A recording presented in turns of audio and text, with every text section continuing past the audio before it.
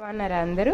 ఇవాళ నేను ఏం చేస్తున్నానంటే షాంపూ తయారు చేసుకుంటున్నాను. అంటే ఇట్స్ బిన్ లాంగ్ టైం అనమాట. ఇంట్లో షాంపూ వాడేవాళ్ళం, కానీ మానేద్దామని గట్టిగా ఫిక్స్ అయ్యి నిర్ణయించుకొని చేస్తున్న షాంపూ ఇది. తెలుసు కదండి, కుంకుడుకాయలు అండి, రీతాకాయలు. దాంట్లో కొన్ని మెంతులు, కొంచెం బియ్యం, మీకు కనిపిస్తున్నాయా? మెంతులు, బియ్యం అండ్ ఇంకా కటోరీ కూడా వేసేసి మంచిగా నానబెట్టానండి. నానబెట్టి ఇప్పుడు మరిగిస్తున్నాను. మరిగించిన తర్వాత వీటిని అన్నిటినీ నేను ఎలా ఫిల్టర్ చేసుకుంటానో చూపిస్తాను. So please follow the videos for more. మీకు కనిపిస్తుందండి, ఇది కటోరీ అనమాట యాక్చువల్లీ. సో ఇది కూడా వేసాను నేను, 1 స్పూన్ వేసి నానబెట్టాను. ఇది జెల్లీ లైక్ సబ్స్టెన్స్ అనమాట. ఆల్మండ్ గమ్స్ అంటారు వీటిని.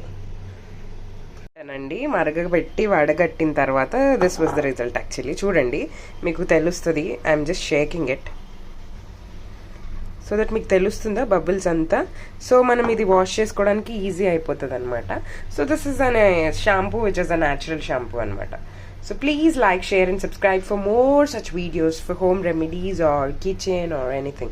Please follow me, Meenu, me Bhargavi.